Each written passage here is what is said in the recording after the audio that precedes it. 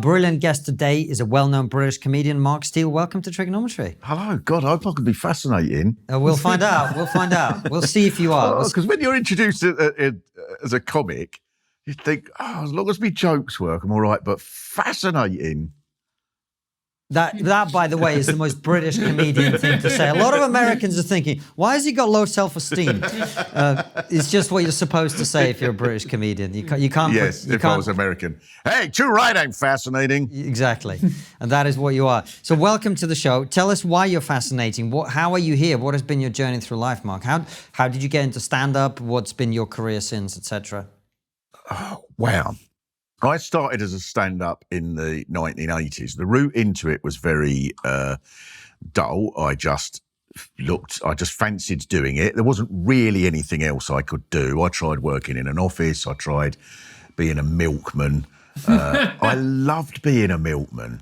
Not that far from where we sit here, there was a village. There is a village called Alton Kirby, and I was responsible for delivering their milk every day. And I was sacked because I was the most useless milkman in history. But when they sacked me, the manager said, they all like you, Mark. They just say he's bloody useless at delivering milk.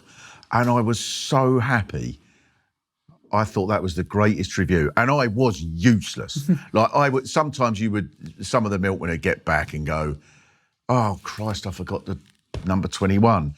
I would forget whole streets. I'd get back 2 hours early and think, I've got all my milk. Oh, shit, because my mind's just gone. I've just, it's drifted off.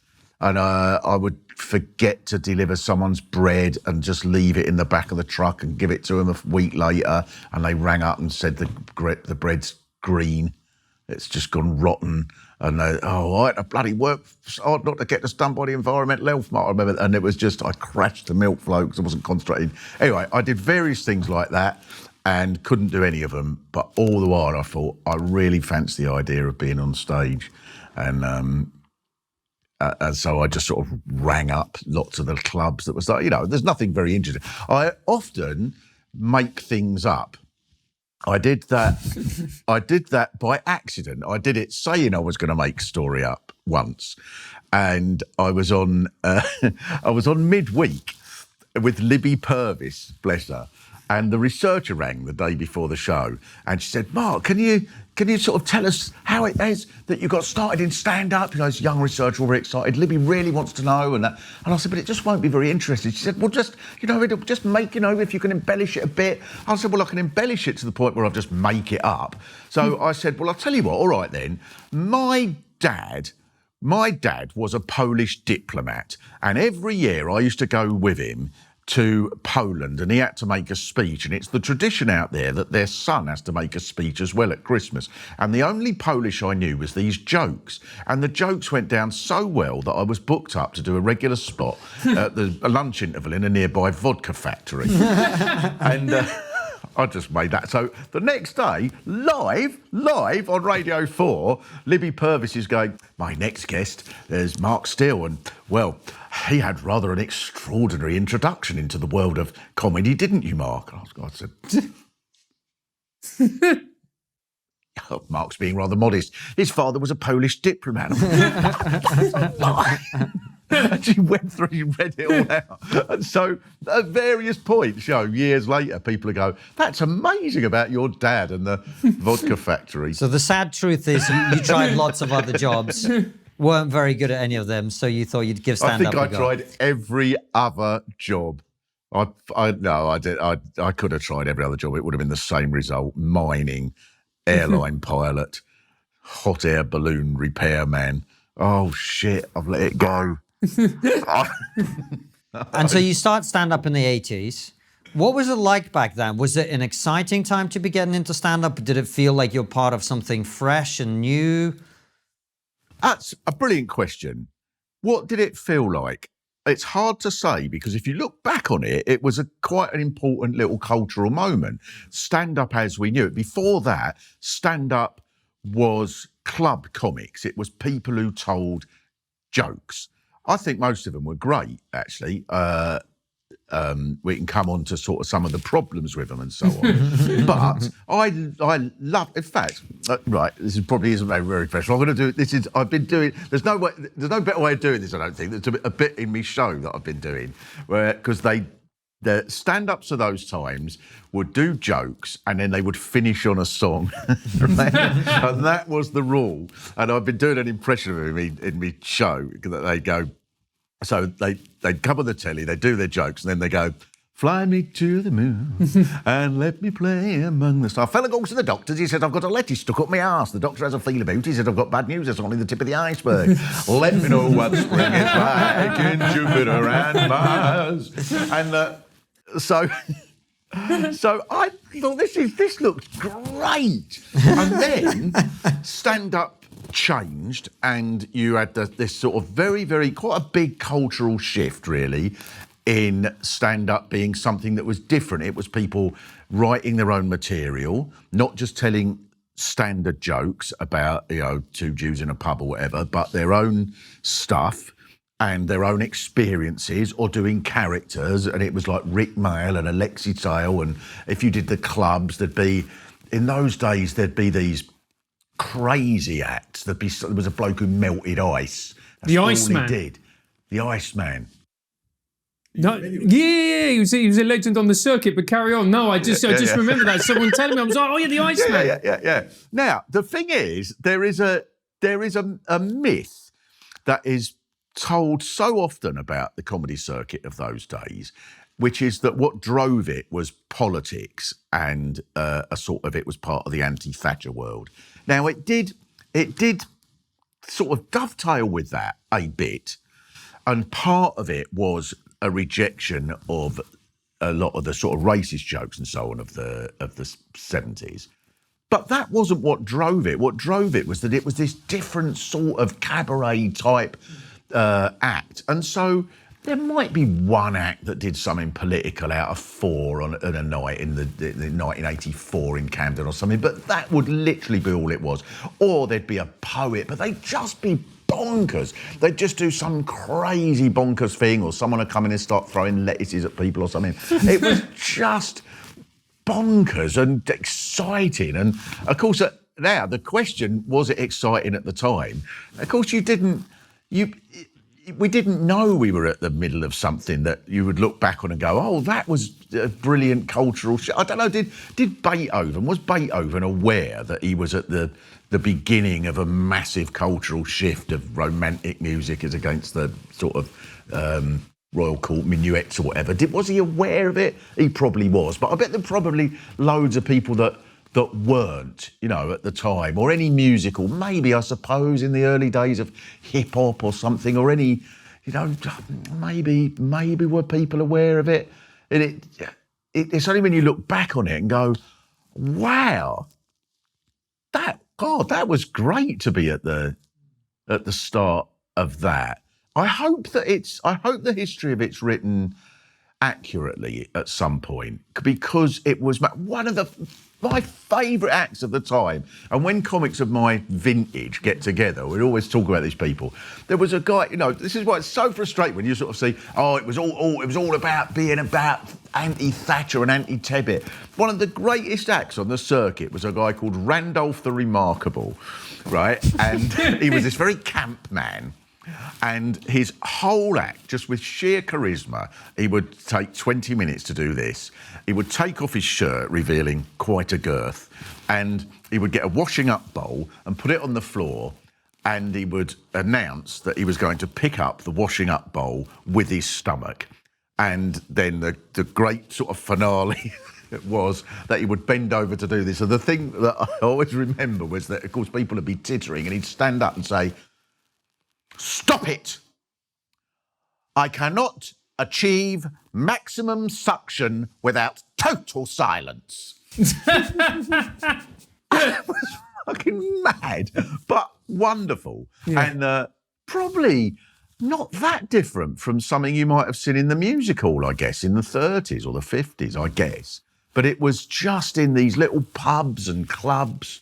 And then the Comedy Store, which I think was a really important culturally a very important little place, a bit the equivalent of CBGB's in the punk, in New York or whatever. It was a really, really important little place. So it was really, really it's more exciting looking back on it than maybe at the time. And of course, at the time, what you're thinking most of the time is I'm bloody skint, and I was living in a squat and then a council flat, and you just think, I wish I could earn a bit of money, really, rather than thinking, I am at the heart of a innovative cultural movement. I wasn't thinking that any more than Mozart might have been, as he was carking it before he was chucked in a rotten old grave. But yeah, it was. But looking back on it, yeah, it was really, really exciting. Yeah. We have a tendency to do that, don't we, with all cultural moments, Mark? Whether it's the punks, whether it's the new romantics, or all of these musical moments, Elvis, rock and roll, where we look back at it, and particularly if we haven't lived through it, we go, that must have been so exciting. And it must have been, mustn't it? Amazing. I mean, yeah, imagine being at one of Little Richard's first gigs or something, the excitement of that.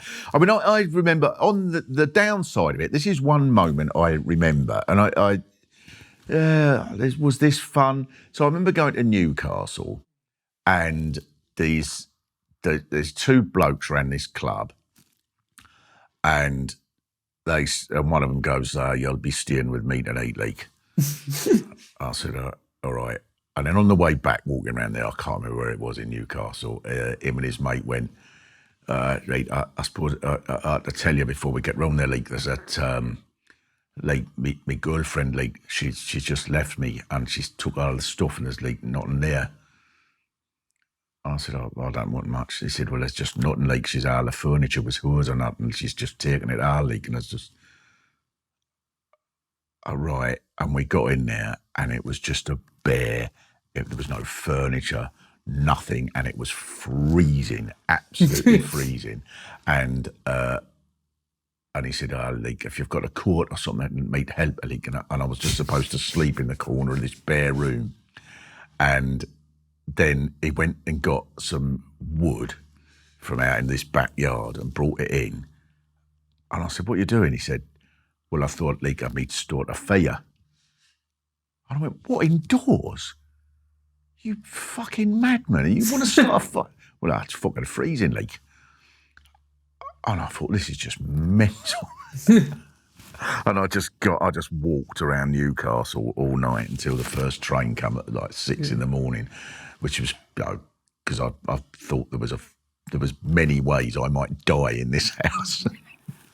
Burnt to death, freezing to death. And I don't know. It seems funny looking back on it, but I was... No, I don't. No, it's not good to be in that. I didn't enjoy that at the time. No, I can't imagine you did, Mark. But whenever anyone mentions your name, they always say, obviously, comedian, but it's prefaced with two words, which is left-wing comedian. You're identified very much by your politics, like you're a left-wing comedian. You were a member of the Socialist Workers' Party. So yeah, that probably didn't help, did it? Before we delve further into that, look, do you still identify as being left wing, and what does that mean to you now?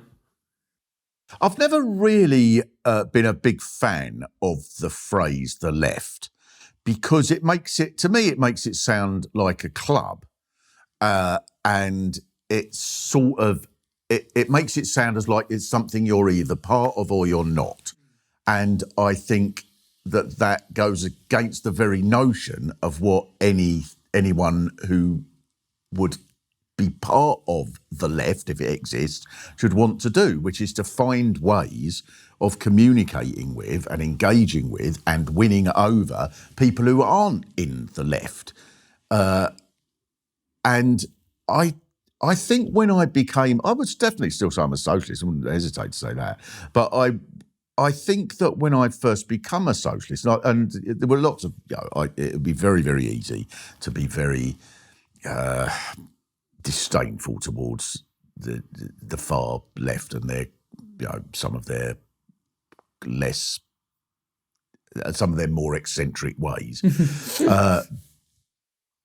But when I first sort of engaged with them, it was in the late 1970s, what I loved about them, there was a sense of humour about them. There was a sense of wanting to engage with everybody about them. And I think I still retain that. So when someone, because a lot of the people in the Socialist Workers' Party, when I met them, they were people who were from very, very working class backgrounds, and they were members of the trade union movement. Quite a lot of them would be teachers and people like that, which I would say is very much a working class job. But quite a lot of them were van drivers and worked in factories and bus drivers and stuff like that, worked in hospitals and so on. And they would talk all the time about how they would try to win people over, not in a manipulative way, and they'd have mates and they'd go out in all the sort of social events and so on, and they'd say, you've got to be liked, you've got to do your job well. I remember learning that. It's one of the people, if you want to have any influence with your workmates, you've got to do your job well. It's no good turning up late and people have to cover for you and all that sort of thing. And then start telling them about the Spanish Civil War, they'll just think, well, you wanker, you can't even, I'm not listening to you about the bloody Durruti column, you can't even bloody turn up to fucking work on time. So there was a whole, I sort of learnt that early on, that you've got to try and win people over, really. And that means you've got to be pleasant, you've got to listen to people. That, for example, when it comes to dealing with racism, right? So this is something that lots of people would talk to me about who are older and so on. And they go in a workplace, you've got to in your mind think, who is the hardline racist? And there aren't many of those. You know, the people in those days, it would be NF supporters, National Front supporters, who were fascists, who were run by people who celebrated Hitler's birthday, literally those people. Now, the number in a normal workplace, there might be one or two of them. There's not going to be many. And then you'll have other people who had ideas that you could say were racist, or they go, oh, yeah, no, I'll tell you what, they do most of the muggings or something like that. But those are people you would take a different attitude to. You go, they're not bad people. You understand where they're coming from, why they're thinking that, what makes them angry in the first place. Just try to put the facts to them that, you know, that they're blaming the wrong people and so on, that some of the nonsense and ridiculous claims that are made about how immigrants take all the jobs or so on, just gently talk to people and get on with them. And I think that a great many people who consider themselves the left now, they don't seem to follow that same sort of method.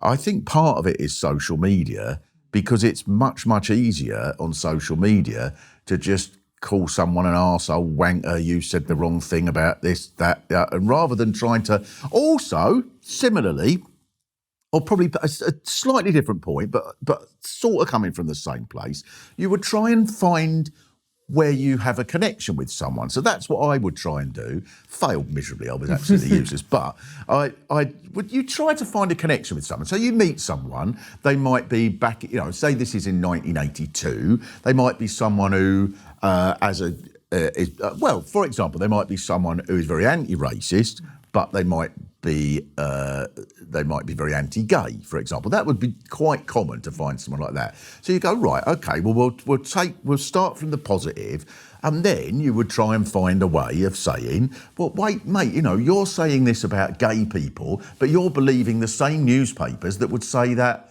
about black people. So you would try to sort of engage with people and look for the positive, not just go, fucking dare you, you fucking bastard, and just try to shut the argument down and see everybody who says something that might possibly be interpreted as bigoted as they shouldn't be allowed to say that. I think that doesn't help. Anyway, that's a very long... Last time we were talking...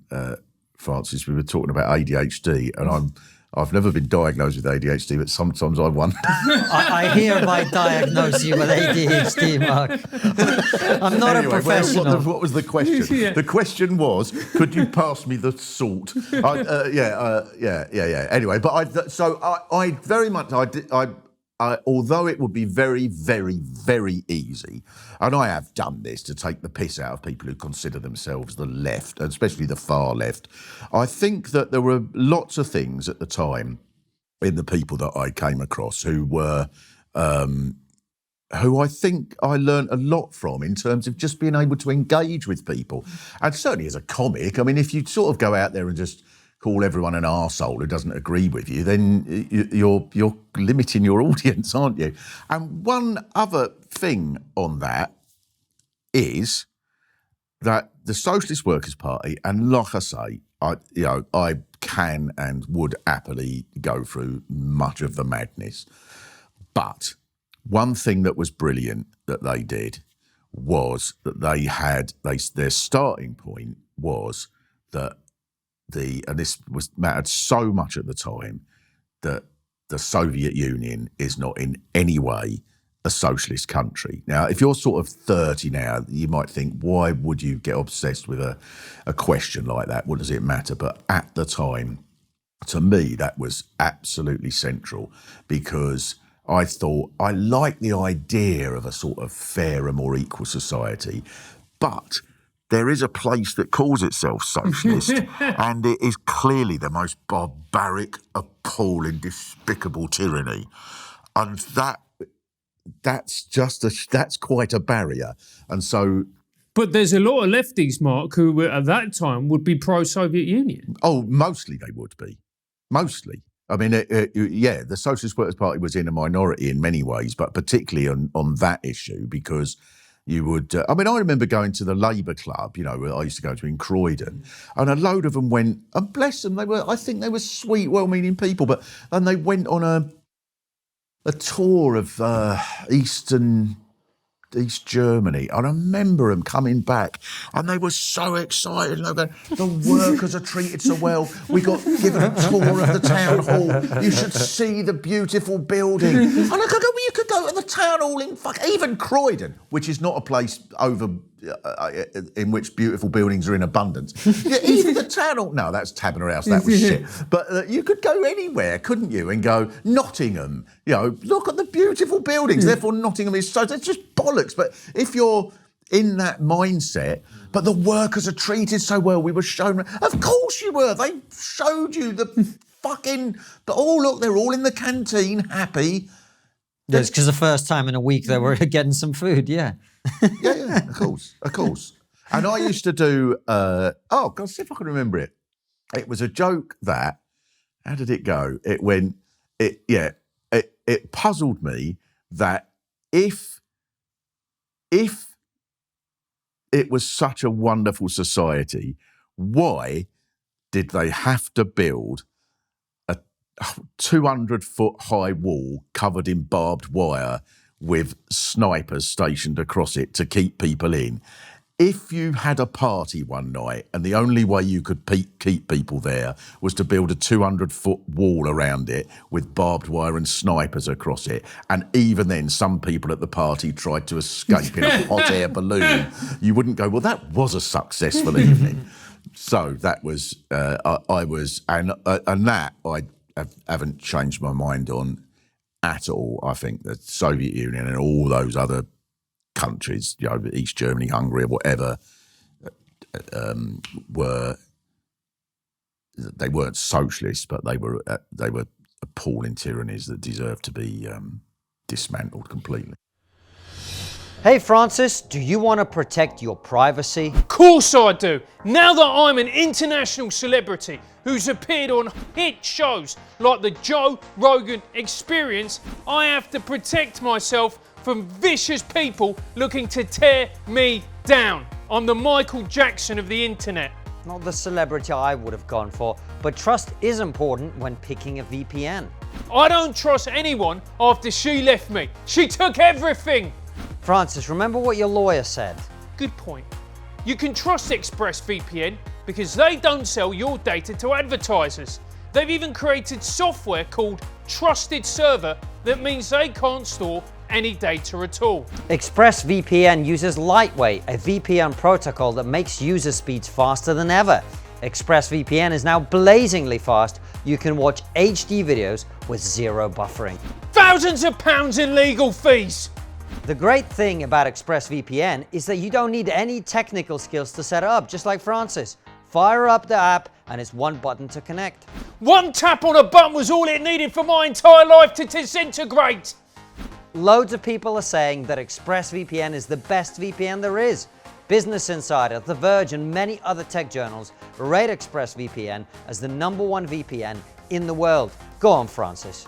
Protect yourself with ExpressVPN. Use our link, expressvpn.com/trigger today and get an extra 3 months free on a 1-year package. That's expressvpn.com/trigger. Visit expressvpn.com/trigger to learn more. She took everything. And Mark, so your interest in the left sounds to me like came through as a concern for the ordinary person. Was that fair to say? The worker, etc. Was that your kind of intellectual entry into it, or yeah, was I think it was else? as simple as that. Because I think it was. I think it was just it's not fair. I mean, I think that anything that's any sort of political philosophy that you adopt that doesn't come from something in the gut, I think I wouldn't trust. Because I think it's absolutely intellectualise it, absolutely go away and get fascinated and read a load of books. For example, I remember for the first time hearing that the British had done terrible things in Ireland and thinking, wow, I didn't know this. Oh, and so I just got obsessed with reading loads of books about Ireland and become all a bit stupid and crazy and listening to silly Irish songs and things. But I do one in my show, actually. A Republican song, anyway, mad, all that. But you get, I was 18 in my defence. Yeah. And it was all very, but it came from a sort of feeling in me gut, and then you intellect. You want to go and read the books, I suppose, that back up your instinct. I suppose that's what you do, isn't it? And I wouldn't trust anything that came. I don't think anyone's become a socialist, but I don't think anyone's become any sort of political. Adopt any sort of political philosophy, have they? Because they've read a series of books and gone, I wonder which one is the one that seems to make the most sense. I think you read the book reading a book can make an enormous amount of sense, but because it connects with a feeling that you have anyway. I know exactly what you mean. I don't think those two things are incompatible, though. So, for example, there is my favorite sort of philosopher, and he's an economist and many things, is a guy called Thomas Sowell. Now, right. He's an American, still alive. He's quite old now, and he wrote a series of books that he was able to write to some extent. He wasn't able to write them because he's black, but they were able to get the level of attention that they got because he was able to say it and not be accused of being racist or discriminatory or whatever. Right. They got more resonance. And when I read his stuff, even when I sort of in my days where I probably would have considered myself somewhere on the left, reading things like that where I was like, wait, this makes way more sense than the stuff I've been told to date. Right. That's where you start to change your mind. When you're given an explanation for what you observe in the world that seems to be more accurate than the one you had prior to that. Do you see what I mean? Yeah. Yes, absolutely. But it has to connect with something that's... Yeah. So I think if you've got a sense of unease, I suppose especially if you've got a sense of unease about the ideas that are the dominant ideas in a society, and then you read something... Wow, like the impact that, say, early feminist writing would have had, well, not early feminist writing because that goes back to the 1790s, but say in the 60s, and the first time you had largely middle-class women, but writing about the plight of being a woman in America, say, and if you were a woman reading that for the first time, then the impact must have been enormous. Wow, yes, I do feel that. I do feel completely misunderstood. I do feel as if my life is just a pointless series of drudgery and or whatever, whatever. I don't know what not up to me to say what they felt, but that, as you did, I think it connects with something that is in your gut at the time. I had a sort of deep sense of injustice. I don't know.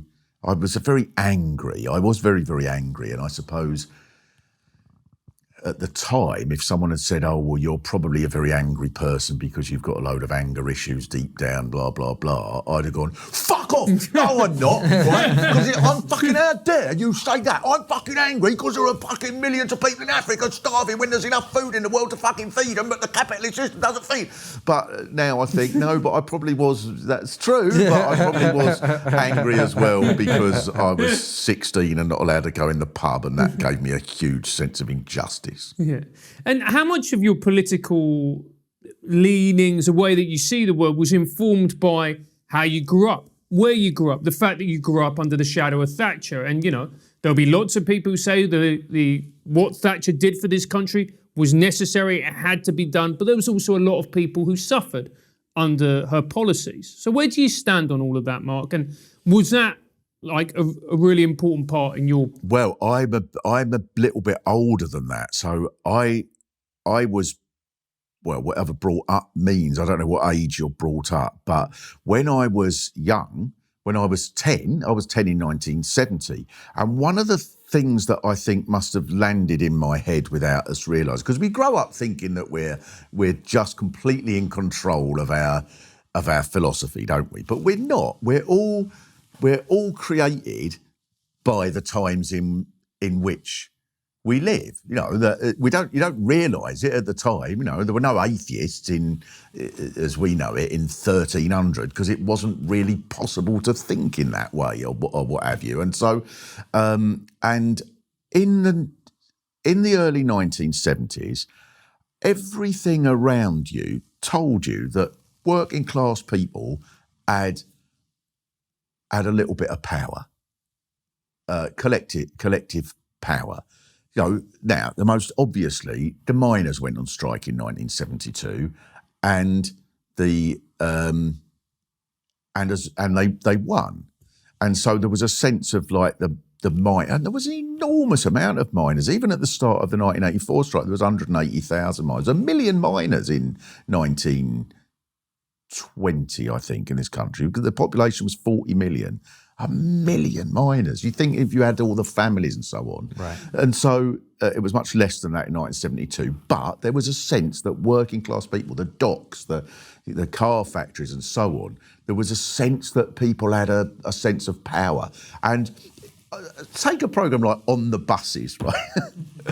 I mean, I don't know if you've ever watched On the Buses. Oh, my God, what a magnificent little snapshot of early 1970s Britain it was. I looked at one when it came on some UK gold thing, and I thought, oh, this will be interesting. And it is so terrible. I don't mean politically. I mean, it's just the one I saw, Stan. So it's two blokes who are played by actors. The actors are 50 and they're pretending to be 25. And it's all about the birds on the bus, whoa, all that. And it's so bad. Sounds right up my street, Mark. Oh, God. Yeah, no, it's entertaining. You're bringing back a classic, mate. A classic genre. That's what I'm doing right here. I'm a fan of loads of that stuff, and I forgive it loads. But anyway, but the central premise of On the Buses was there was an inspector called Blakey who used to talk like that, and he used to get so fed up because the bus drivers, they wouldn't turn up at work. They would do what they wanted. They would drive the bus the wrong way and crash through a gate or something. And come here, and he'd be go, come here, I'll get you for this. And it just, if that had been made 10 years ago, it just wouldn't have made sense, because this was a time, it reflected. I mean, obviously it wasn't real. You couldn't really do that if you were a bus driver. But it reflected a time when working class people had a sense of like, we've got a bit of collective strength. It was a time of strong trade unions. So regardless of whether you say that went too far or not, leaving that aside, I was brought up in a world where, if you were a working class person, you could win. Now, by the time of the Thatcher years, if I was a few years older, I'd have been brought up with a sense that if you were a working class person and you were campaigning for something, you couldn't win. The best you could do is make a song and dance and march up and down and then Hang on, lose. Mark, isn't that a little bit unfair? Because you got Mondeo, man, you got like the Essex boy, wheeler dealer, loads of money. Do you know what I mean? Like the working class kids. You could win individually. Yes, I should. But you couldn't win if you were a miner and get together with a bunch of other miners and get your You couldn't agenda. win collectively. Yeah. If you couldn't win by forming a trade union and going, we're going to demand this, this, and this, and that. That was broken. Yeah, that was certainly broken through the Margaret Thatcher years. Yeah, it definitely was, and particularly through the miners' strike in 1984. That they went on strike for a year and they lost, and the pits were shut, and so on. And so that, you just wouldn't grow up with the same sense of bravado and confidence that you must have. That someone might have had, in the 1970s. And what do you make of the situation now, Mark? Because, I mean, one of the things that has happened, obviously, with your perspective, I mean, in that whole period of time to the present day, is you've got far fewer working class jobs in that conventional sense. The country's been deindustrialized. Yeah. I mean, what is a working class job now? Maybe working on a train or, there's obviously driving a van, right? But there's not really any institutions that employ hundreds of thousands of people other than the NHS maybe, where there's even the opportunity for something like that. I mean, you get the teachers union, but that's not the same as going down the pit either. Now, what does that mean is that why the left is kind of on this weird journey? Because there's not really that sense of working class solidarity that's at the bottom of it, because there's not really that much of a working class left, identifiably. I think there is a working class as much as there was, but it's so much more fragmented. I mean, one thing I would say is that those mining unions, engineering unions and so on, when engineering started, it didn't start with mass trade unions. They had to be built through massive battles in the 1880s, or sometimes little ones before that, and then before the First World War and so on. They didn't come out of nowhere. But I don't know how many people work in supermarkets in this country, how many people work in call centres. I think that they are the sort of mines and docks of our day, if you like. But of course, it's very, very difficult to. I guess that at some point, there will be a movement. There already is a movement to form trade unions in places like that and bring about some sort of collective strength. But it's not going to be anything like it was in the shipyards. Well, because they're not really careers, are they? Most people who work in a supermarket aren't going to start out as a junior shelf stocker and move up to senior shelf stocker and then, this and progress through it and still be there 30 years from now. Most people now are there for a few years, they get another job, they work in a call center. There's not that sense of continuity, and then so the solidarity then becomes much more difficult as well as a result, I think. I think that's absolutely right.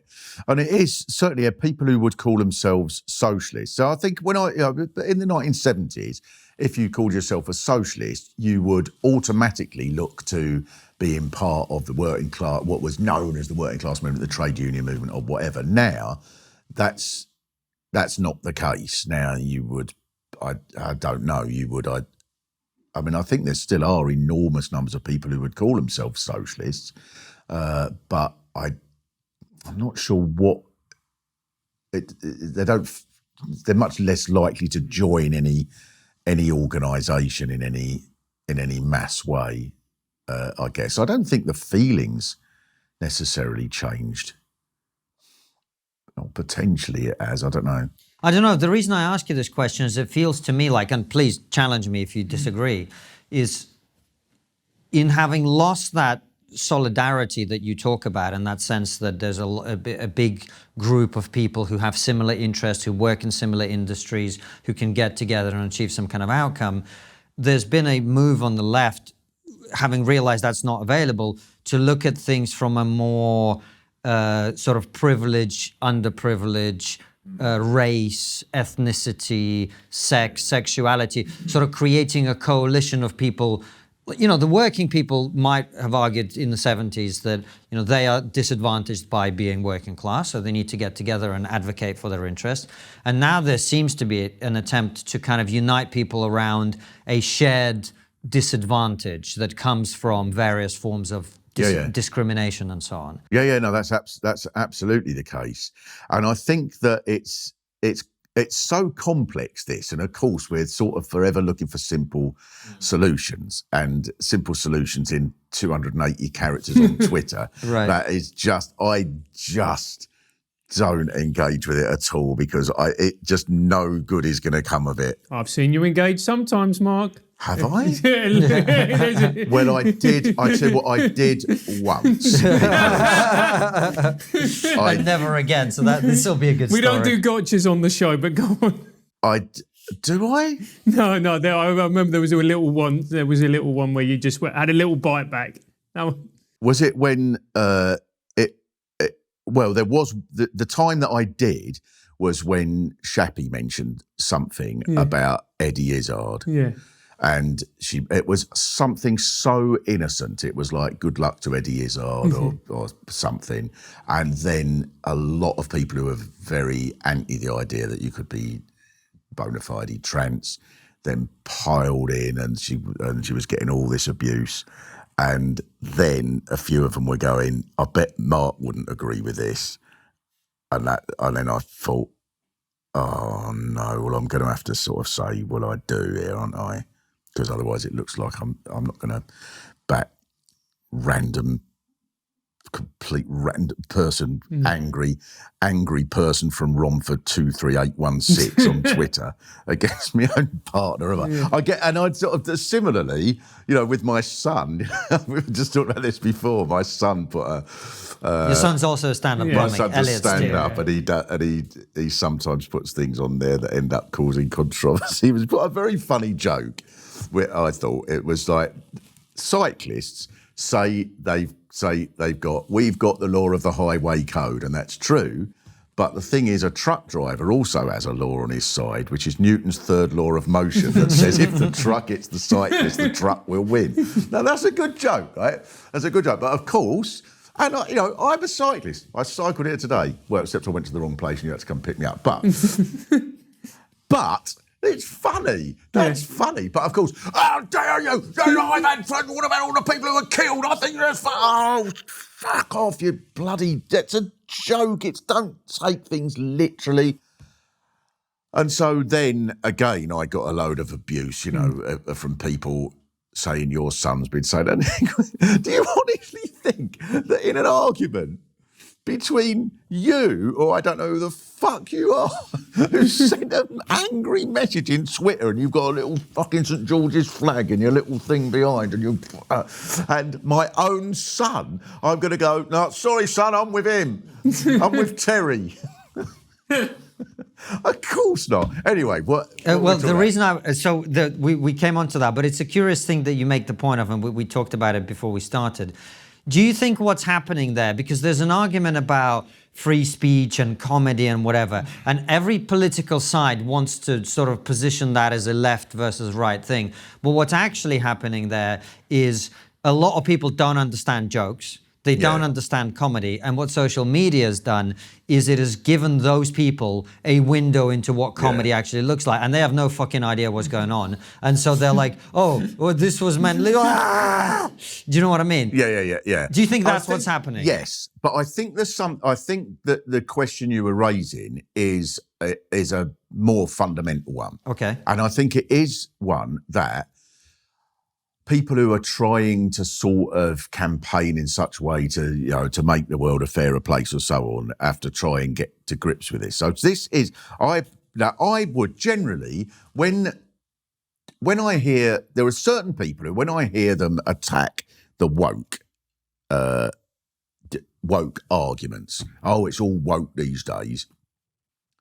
I think, right, well, hang on. First of all, get this in perspective. The woke are not running the world.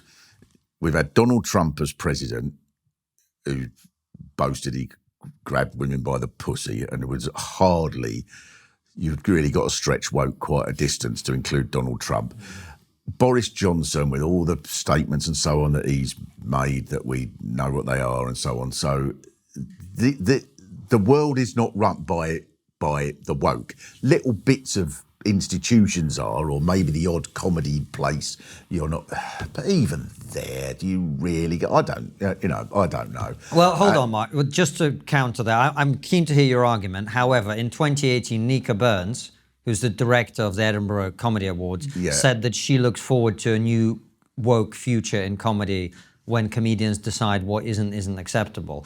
And people would argue, I'm just putting a counter argument, people would argue that the education system is largely run by people who lean in that direction. And there's quite a lot of evidence for that, right? You could talk about mainstream media. Now, there's very different types of mainstream media. There's Fox News and there's the Daily Telegraph and whatever, but there's also the Guardian and the BBC, which increasingly lean in that direction. So I think one of the reasons, this is a different issue, but one of the reasons people increasingly are sort of not interested in party politics in general is there's a sense in which our lives are not really run by the people we elect anyway. Do you know what I mean? Yeah. And that's because a lot of the institutions that inform us and persuade us and show us things and whatever are run by a certain group of people who have a certain vision. And that vision isn't, top down. It's just kind of coalesced around certain ideas. And so I think some people would argue that just because our elected politicians aren't woke does not mean a lot of our institutions aren't. But anyway. Yeah. No, I I accept that. Yeah, and there are places where, and again, it would be so easy to. It's so easy to take. I don't want you to slam woke people. It's not what this is about at all. But I mean, you can if you want to. No. I'm curious to hear your point about jokes and freedom of expression. That's what you were talking about. Right. I tell you, I would start with this, which is, I'm sounding like a politician. I'm very glad you asked. And I'd like to answer it by making these 2 points. I think what the British people really want right now is to. I was with Matt Ford the other day, and he haven't got it, but he does it. His impression. He's a very good political impression. He's got the Starmer voice, absolutely, and he does the hands, and I can't. And I'm thinking, I'm very jealous of it, as I haven't got it at all yet. But I think that there is. I'm going to come on to say that I think that there is a problem, really, with seeing arguments that might be described as woke as being what the main argument of the left. I think that given that, I find that even the term the left problematic in the first place. So I'm in a sort of spiral of difficulties with this. I think that the main argument of the left, shall we say, should be that, for example, the water companies and the rail companies should be taken away from the people who are the utter criminality of these people who barbaric people who clearly don't know how to run the place at all, other than to pay their shareholders and so on. So that sort of argument that there should be something, that there are all manner of things that could be done about rents being so high that it causes such an enormous sort of dislocation for younger people with housing, for example, that those issues. That doesn't mean that I would therefore say that arguments about racism, sexism are irrelevant. Absolutely not. I think that, for example, I think one of the great successes of, I won't say the left, but of people who have fought against the prevailing ideas, when back in those sort of late 70s, early 80s times, if you were in favour of gay marriage, you were an extremist. Now you are an extremist if you are against it, because the ideas have largely won. It doesn't mean it's all won, but if you are gay in 2023 in Britain, life is incomparably easier than it was if you were gay in 1979 in Britain. Now it's, the Virgin trains have a pride rainbow thing on the front of the. I'm not saying that's a good or bad thing, but just as an example, there are gay clubs, gay politicians, people who. No one was out gay when I was in 1978. No one, and it was. So that is, if you could jump from 1978 to now, and just look at the attitudes towards homosexuality. That would be tremendously exciting, I think, the fact that has changed as much as it has. I don't think that's irrelevant. And I think also more complex, but attitudes towards women, it's so much different. As a sports fanatic, the fact that now you've really got to be on the margins to go, women's football, women's cricket, that's not proper sport. That's one now. You're on the margins, mate. Oh, you're on the margins now? Thanks, mate. Is that a bus? There you go. Throw you under it. I'm a fanatic for cricket. Look, on race, on all of that. Yeah. But I think that for this to be the central argument of our time does not help people who are trying to make society more equal. It does not. I'm on the side generally of people who, I think if someone wants to be trans, let them be trans. I think that's fine. I'm completely on the side of people who are combating racism and so on. What I really, really do find myself frustrated with is someone who will say that a writer should, for example, be.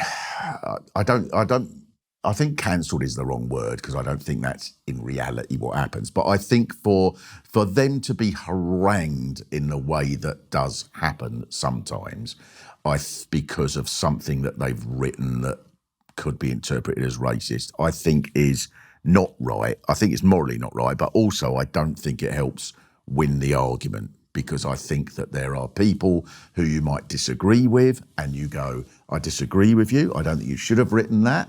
I don't think that means you shouldn't be allowed to turn up at a university and make a speech. I think that is shutting down an argument, and it doesn't. How does it help? It doesn't help the cause.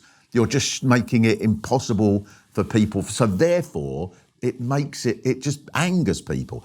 And you can't say nothing anymore these days. I don't think that's true, but I think that doesn't. I'm probably not arguing this very well. I think partly it's affected by my age, because I was brought up in a town, Swanley, not all that far from here, as I've said, and it was brutal. The racism was brutal. Yeah. It was just foul. The N-word said 100 times in a night in a pub. When I was a milkman, I have this really clear memory. It doesn't even stand out that much, but I'll just say it as an example. There were 2 black lads sent down by Express Dairies to hose down the yard. The manager, I just happened to be in the office because on a Monday you had to go in and give all your money in. And this was on a Monday. And the manager's come fuming into the office, slammed something down on the table. I said I wanted them to send someone down to clean a yard. They've sent down a couple of fucking monkeys. Like that, I remember that really clearly, but most clearly because it wasn't that out of the ordinary. And it was foul. And I think that a lot of what we would consider woke, right, we're not going to accept that sort of language anymore, has been what has turned that around. But it's also required an enormous amount of patience, arguing with people, sitting and talking to people who tell racist jokes and going, mate, finding ways of combating it without just calling them arseholes. I think you have to try and win people round. I think if someone's Oswald Mosley or Hitler, there's no point in trying to win them round. But most people aren't that And that's a real problem that I have with the left, is I agree with a lot of the ideas of the left, but then I see some of the behaviour of the people on the left and who identify as left, and I think to myself, bloody hell, I don't want anything to do with you. Your behaviour is terrible. Well, they hate me, some of them people. But that's... They'll probably slag me off more than you. Don't think so. Really? No, but, Well, do you know what? No, but I know I what don't you- know. Yeah. I get. There are sort of there's people, for example, that on social media that Yeah. will call themselves, you know, we back or bring back Corbyn or something, Yeah. and I've never said anything publicly. You know, I think clearly Until today. Yeah. clearly, right, I don't think this is that controversial. Clearly, there were a number of problems with the Corbyn project. It didn't go as well as it might have been hoped. And that was all a Jewish conspiracy, Mark. This is the point I was trying to make. And, you know, so, but you're not allowed to say that to these people. But I would just get it in perspective that this is a, I don't know how many people there are like that going angry Yeah. on Twitter. I've got a joke in my act where I say there was no collection of words you could put on Twitter that wouldn't annoy someone. You could say, I'm enjoying a delightful sunset across Dorset this evening, and someone would put, not so delightful if you suffer from sunset aversion Dorset syndrome. Actually, Mark, have a thought for sad sufferers in future. I thought you were better than that. That is very accurate. This is true. I did this react, but I mentioned Donald Trump. I referred to Donald Trump as a psychopath. It's just in passing, it wasn't. And 4 people sent me messages saying, "Don't add to the stigma against psychopaths." There's meant to be a stigma against psychopaths. They're fucking psychopaths. Well, it is. You see, this is the problem. It's, you know, the left go, why don't we win? I'm going, because you behave like dicks. If you were nice about it, not all of the left I know, but there is an absolute fringe of them. But what is the left, though? This is what, Right. you know, this is what I think it comes down to, because you know, almost anything, you know, once you break it down, you could go, well, what is that? What is that? What is that political philosophy? What is that? Even race, you know, how do you define someone who is Jewish or who is an Arab? It's not an easy thing to do. There's a brilliant thing, isn't there? Sartre wrote a book about that. And of course, every definition you would give actually breaks down, except for one, which is that Jewishness is defined by the anti-Semite. So obviously the Third Reich had very clear ideas of what was a Jew. They needed to define it and categorise it because they wanted to know who to cart away. But It's a great detour. Well, just park it there. this is why. The thing about the I Jews, can't be a right? politician, isn't it? We went from Corbyn to Hitler in the space of a few Yeah, seconds. that's not good, is it?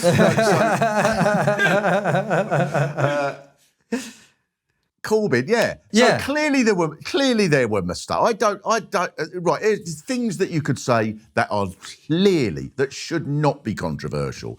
The Corbyn project's attitude towards the media, for example, I do not think was helpful. I think that to sort of say, well, the media, the mainstream media is basically not something that we want to engage around because that's just the media and you know what they're like. And I know I've come across people who would call themselves on the left who would very much have that attitude, just dismissive towards the media. I think that's not, I don't think that's Marxist for a start. The media isn't a group of, it isn't just Rupert Murdoch and Dacre sitting there like sort of dictators of some planet that you might get in Star Trek that just run everything. The media is made up of it's a huge industry. The media is someone who you might meet from, I don't know, from the Brighton bloody Argus, Go and talk to them, just establish a relationship with them, learn from them, talk to them. What are the issues in the area and so on? Meet up with people from the media. You know, we will work in the media. I work with people all the time in radio. They're mainstream media.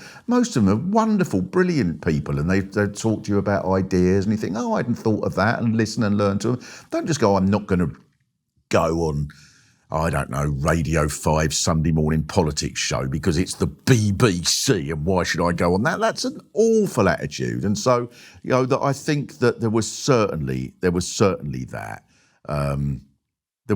that from the Corbyn project, and I think that didn't do any good at all. I think it's much better to go on, and John McDonnell, for example, did go on things and come over very well, was very popular, I think.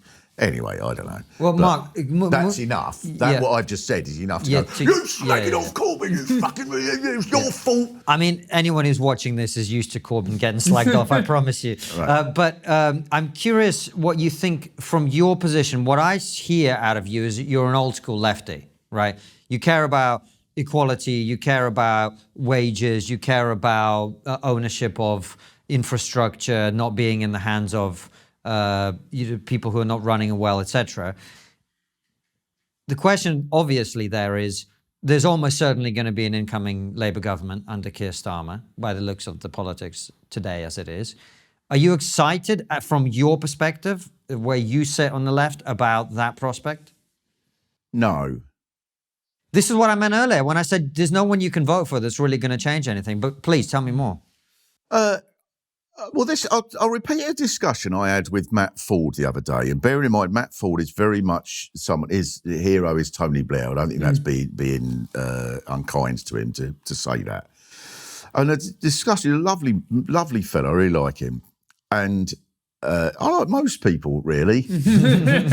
You're a nice guy. Gets me in trouble, right? So, and the discussion we were having, I said, Matt, here's something that I think is very different between the situation we're in now and the equivalent situation, you might say, in the summer of 1996, you know, a year before an election, maybe a little bit more than a year for an election now.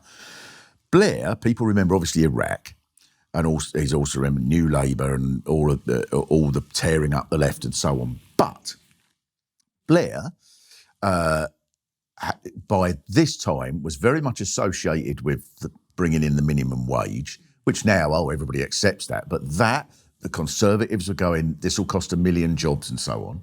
They were going to bring in a windfall tax on the mobile phone companies of billions of pounds and use that for Sure Start and various projects, NHS and so on, which did happen.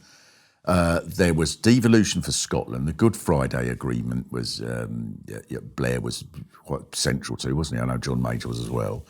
The gay civil marriage, and abolishing fox hunting, right, which is easy to dismiss. But at the time, a combination of all those things, plus the fact it was there was so many, there were like openly gay people in the shadow cabinet and lots of women and so on. It just looked, the whole sense of it felt like there was a radicalism to it. Felt like that there was a radicalism to Blair. I was never a fan of Tony Blair, even in those days, but it felt like there was a sense of excitement. It felt like something was going to change. If you ask someone, what will change if Tony Blair becomes Prime Minister, most people could reel off 3 or 4 of those things. Oh, he's going to abolish the fox hunting and put more money aside. Now, is that true with Starmer? I've got a line I've been saying about Starmer's great genius is he says nothing and then a week later goes back on it. About a year ago, I started to be excited when he we're definitely going to bring the railways back into public ownership. Now I don't think he doesn't mention that. The water, he's not going to, I don't know what he's going to do. Do you know? I don't know. I follow these things more than most people. I don't know what he's planning to do. It's just Britain can do better. Can't do it. Mark, do you think the problem is that the Conservatives have been so appallingly useless that he doesn't really need to offer an opposition? All he needs to do is basically stand back, watch the Conservatives implode, and he knows he's going to win anyway. So why would he make policy pronouncements when he doesn't have to? Well, I suppose that's his thinking, isn't it? I suppose that's his thinking, but I don't know. What do I know? I stood for election once. I was fucking useless. And so so I can't. I know what you mean, but do you not? Because you should be excited as a lefty that Labour are going to get back in. Surely we've had a Conservative government for 13, 14 years. This should be a galvanising moment. I don't feel excited. I felt more excited. I mean, when the night Blair got in, I had a wonderful time, and I wasn't a fan of Blair's at all. I was at the Croydon Labour Club. Fantastic night. It was just brilliant. All these people who had seen in there, and I'd been in the same room in 1992, and everyone was sort of, it was awful, and people started scrapping and arguing with each other and stuff. Doesn't sound like the left, Mark. No. And so I'm trying to think of a joke I had that I used to do at sort of left-wing benefits, was about when the police would go, there was an organised left on the demonstration. That's how you know they were lying. The left is never organised. Yeah. How did it go? If the police had the same level of organisation on demonstrations as the left, they'd just be going, oh shit, we've locked the truncheons in the pan. That's basically where they've got to, mate, by the looks of things at this point. Mark, we're running out of time. Oh no, I'm just getting going. It's been a real pleasure talking to you. Before we go to our last question, I wanted to ask you, you've had a long stand-up career. And it's always an evolution, right? Creatively, it's an evolution. In terms of your views, it's an evolution. You were telling me on the way here how much you were enjoying performing in a way that you might have been more apprehensive in the past or worrying about, this gig didn't quite go as well as that gig. Like, what have you learned over a whole career as a creator, as a performer? Something for people watching this who are maybe up and coming. I think you've got to... It sounds like such a trite thing, but I think you've got to sort of find a way of really enjoying it, and the audience will know that. And all the little this is something I'm only really just learning now. All the little details and stuff that you do. If you're an actor, and you're in the 6 weeks before a play starts, a director will say, "Try it like this, move over there, be physical in a different way." And as comics, we sort of don't really apply that same discipline, and I've been trying to do that lately, and I've been trying to go for every little bit and think, if I'm doing an impression, just spend an hour getting it right, and it goes better. It's better. It's more fun. Move in a certain way, do something, just to enjoy doing things a little bit better, really, and don't forget to, while you're on stage, to have a moment where you think, I'm enjoying this. This is special. And I'm lucky, I'm in these beautiful theatres and stuff. And, see, not always. Sometimes in Croydon, for example, the Fairfield Hall was very much Soviet Union 1952. But I'd really... What changed really, for you? really How did it. you go from the state that most stand-ups are in, which is, didn't quite get a big enough laugh there, this didn't happen, that to the point you're I'm talking... still a neurotic mess. Okay. I'm still the same fruit bat that So how all did you become comics are. slightly less fruit bat is what I'm getting at. No, I don't think I am less fruit bat. I think I've just accepted that I'm less fruit bat. I think a big thing for me was, obviously, if people know me, they know me mostly through a radio series called Mark Steele's in Town, where I go around the towns of Britain. Me and the producer pick 6 a year, and we go and have to write a whole show about the town and do it in front of people in the town and be as rude as possible and get away with it. It's why the people who get obsessed with how dare you say that, those sorts of people, that's the mistake they make. Left and right do this. They both do it. They'll go, the right might go, Frankie Boyle said this, how dare he? And the left might go, someone that we don't like said this, how dare they? And if you just transcribe the words on a page, you don't see the twinkle in the eye, and that's everything. And so in the Mark Steele's in Town series, I have to like the place. I have to. And I do. I go to these places, every single one. I've done 60 of these programmes now. Every single one of them, I get there And within a couple of days, I've met a load of people who are just brilliant and they're passionate and they love the place and they love the fact that there's a barman who everybody knows in that pub who's just horrible and it's funny. Or there was a bloke in Shrewsbury. There was a bloke who ran the park and he was horrible to everybody. And I spent half an hour with him and watched him just shout at everybody and did a little impression of him in the show. And you just do enough, you learn enough about the place that you can be horrible about it in a way that shows you love it. In a way that you will with a mate, you know, like if you've got a really good mate, you can go, what's the fucking matter with you, you fucking useless twat. If you were just to write that on a page, how dare you? But it's said with such love, you know, because it's not like just going up to saying it to someone at random. And I think that doing that the last 12, 13 years, I've done that show. First of all, one very quick example, two very quick examples. Last year I did Newport, and as I was about to do it, I thought, I can't do this. This was Newport, Stafford, a very industrial town. And one of the opening lines was, this is a town built on the mines and the docks and grime and squalor. And now, I don't know how you've done this, the mines and docks have gone, but the grime and squalor is more than that. I don't know how you've managed that. And as I was doing, I thought, I can't say this. And they go nuts and cheer. Yeah. Or in Gibraltar, when we were doing it in Gibraltar, and I said to the producer, there's only one possible opening line. I'm so pleased at last to be able to do this show in Spain. That's the only possible line we can start with. And people going, you can't start with that, but you can, because they know I'm doing it on purpose. Yeah. They know it's deliberate. You could do it if you went and went, yeah, I'm in Spain. They go, fuck off. Or if you did it out of ignorance. But if you do it like, but you can't fake that. You have to, and I spent a week there and I loved the people there. I thought it was just a brilliant, I think all the sort of characterisation of Gibraltar of being this stupid old English 1950s racist place. That's not true at all. They're not anti-Spanish, the people who live there. It's a wonderful, lovely place. And they knew that I could feel that. So it was fine. And I think I've learned from that, you've really got to like people. You've really got to want to see people at their best. And I think if you're trying to change the world and make it more equal and make it less racist and make it so that it serves more people, you've got to start from that point of view. I think there's so many people on the left as well as the right who really basically don't really like people. And I think if you're going to be a stand-up, you've got to do that. You're trying to make them laugh. You've got to like them.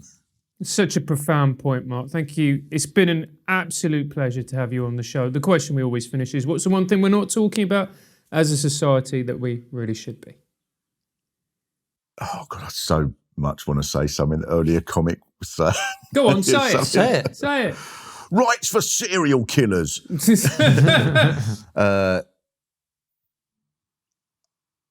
So what was the question again? What's the one thing we're not talking about as a society that we really should be? This was an issue when I got here. Cushions. Yeah. I fucking hate them. Can't be doing with them. Women love cushions. Do they? Yeah, they do. Whenever Is this what I'm going wrong? Yeah. that explains 30 years. I mean, that's not the only thing they require, but nonetheless. Yeah, they love a cushion, mate. Mark, you're on tour at the moment? Yeah, I'll be back doing a show called An Evening and part of the next morning with Mark Steele because I go on too long. Well, make sure you check that out and follow us. Play the piano in this. And he's playing the piano in it as well. So do make sure you check that out. And of course, follow us over onto Locals where we will ask your questions to Mark. We'll see you there.